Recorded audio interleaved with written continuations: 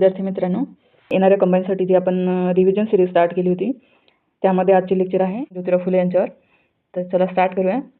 महात्मा ज्योतिराव फुले यांचा जन्म झाला आहे 11 एप्रिल 1827. मूळ गाव काय तर कटगुण सातारा. जिथे जिथे प्रश्न विचारलेला आहे आयोगाने तिथे तिथे मी तुम्हाला सांगेन आणि ते घटक तुम्हाला पाठ करावेच लागतील. पाठांतराशिवाय इथे गत्यंतर नाही आहे. मूळ गाव काय कटगुण सातारा यावर प्रश्न विचारला आहे. नंतर मूळ नाव काय यांचं तर ज्योतिबा गोविंदराव फुले. मूळ आडनाव होतं गोरे. वडील आहेत गोविंदराव, आई चिमणाबाई.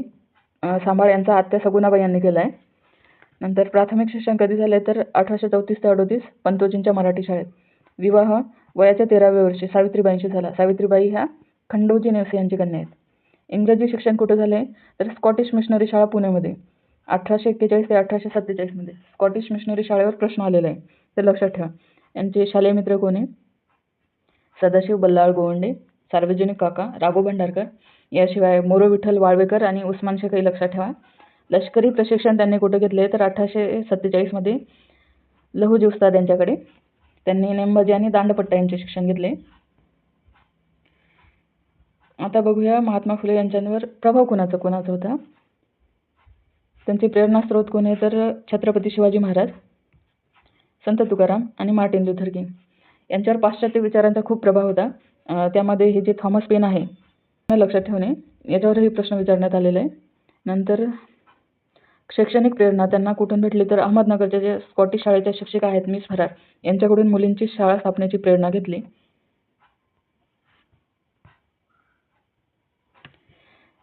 आता बघूया महात्मा फुले यांनी सुरू केलेल्या शाळा. 3 ऑगस्ट 1848 मध्ये बुधवार पेठेत त्यांनी भिडेवाडामध्ये पहिली मुलींची शाळा सुरू केली. ही भारतातील पहिली मुलींची शाळा होती. नंतर 1851 मध्ये बुधवार पेठेतच अण्णासाहेब चिपळूणकर वाडा येथे मुलींची दुसरी शाळा सुरू केली. 51ला रास्तापेठ पुणे येथे मुलींची तिसरी शाळा. नंतर 52ला वेताळपेठमध्ये चौथी शाळा. तर इथे पहिली शाळा कुठे? भिडेवाडा, दुसरी अण्णासाहेब चिपळूणकर वाडा, तिसरी आहे रास्तापेठ आणि चौथी वेताळपेठमध्ये. हे लक्षात ठेवणे. नंतर 1955 पुणे येथे भारतातील पहिली प्रौढांसाठीची रात्रशाळा सुरू केली. हे इतर शाळा दिलेल्या आहेत पण एवढे लक्षात ठेवायची गरज नाही. नंतर अस्पृश्यांसाठी महात्मा फुले यांनी सुरू केलेल्या स्वतंत्र शाळा बघूया. 1851 मध्ये महारवाडा येथे अस्पृश्य मुलींची शाळा सुरू केली. 1852ला वेताळपेठमध्ये त्यांनी अस्पृश्य मुलामुलींसाठी पहिली शाळा सुरू केली. नंतर 1853 मध्ये महार, मांग, चांभार इत्यादी लोकांस विद्या शिकवणारी मंडळी या संस्थेची त्यांनी स्थापना केली. नंतर 58 मध्ये अस्पृश्यांच्या मुलींसाठी वेताळपेठेत त्यांनी शाळा सुरू केली. इथे ही वेताळपेठीमधली ही शाळा लक्षात ठेवणे पहिली. आणि हे 1853 मधली महार, मांग इत्यादी लोकांस विद्या शिकवणारी मंडळी. आता बघूया सत्यशोधक समाजाबद्दल. महात्मा फुले यांनी सत्यशोधक समाजाची स्थापना केली 24 सप्टेंबर 1873 मध्ये. डेटही लक्षात ठेवणे आणि कुठे केली म्हणजे पुणे येथे, हेही लक्षात ठेवणे. ब्रीदवाक्य काय तर सर्वसाक्षी जगतपती त्याला नकोची मध्यस्थी. सत्यशोधक समाजावर आयोग वारंवार प्रश्न विचारते तर यातले प्रत्येक घटक लक्षात ठेवणे. नंतर 1873 मध्ये सत्यशोधक समाजातर्फे अस्पृश्यांचा जाहीरनामा प्रसिद्ध केला. 1873 मध्ये राधाबाई निंबाळकर आणि सीताराम आल्हाट यांचा पहिला सत्यशोधक पद्धतीने विवाह लावून दिला. 1877 मध्ये दीनबंधू वृत्तपत्र सुरू केले. हे वृत्तपत्र कोणी सुरू केले तर कृष्णराव भालेकर. नंतर याची जबाबदारी कोणी घेतली तर नारायण मेघाजी लोखंडे. तर सत्यशोधक समाजाबद्दल काय लक्षात ठेवायचे त्याची स्थापना कुठे झाली, नंतर ब्रीदवाक्य आणि नंतर हे वृत्तपत्र. महात्मा फुले यांचे समाज हितासाठी आणि अस्पृश्यता निर्मूलनासाठी कार्य बघूया आता. त्यांनी 1860 मध्ये पुण्यात पहिला पुनर्विवाह घडवून आणला.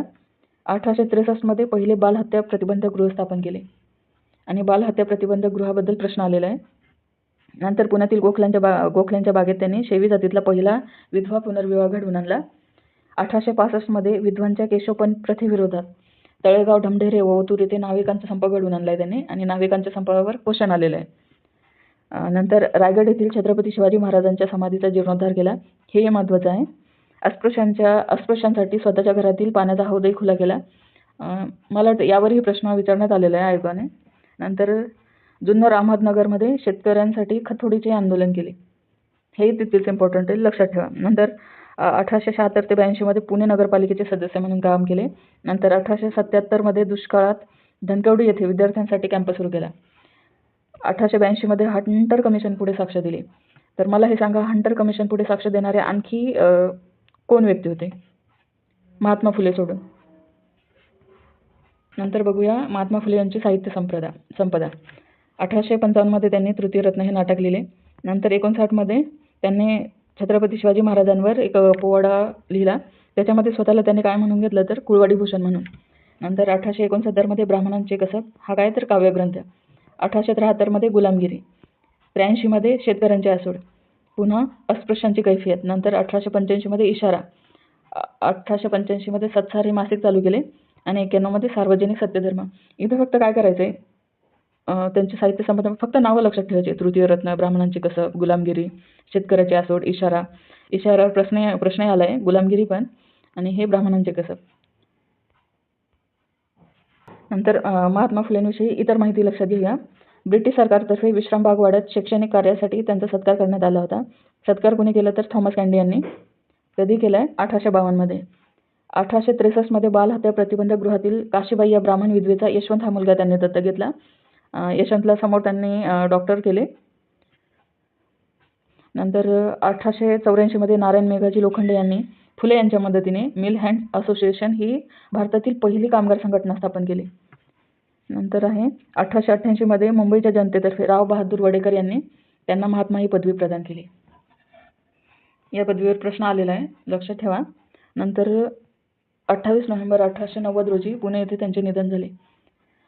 काही म्हणजे शाहू महाराज वगैरे इत्यादी सारखे जे नेते आहेत यांनी जे महात्मा फुलेंबद्दल गौरवोद्गार काढले तर ते बघूया. शाहू महाराज महात्मा फुलेंना काय म्हणतात तर महाराष्ट्राचे Martin Luther king. Sayajirao Gaikwad काय म्हणतात तर हिंदुस्थानचा बुकर टी वॉशिंग्टन. तर मला सांगा महाराष्ट्राचा बुकर टी वॉशिंग्टन कोणाला म्हणतात? नंतर महात्मा गांधी काय म्हणतात महात्मा फुलेंबद्दल की असली महात्मा तर ज्योतिबाई थे, आणि जे की योग्यच आहे. नंतर 3 डिसेंबर 2003 मध्ये भारतीय संसदेच्या प्रांगणात पूर्णाकृती पुतळ्याचे अनावरण केलेले आहे.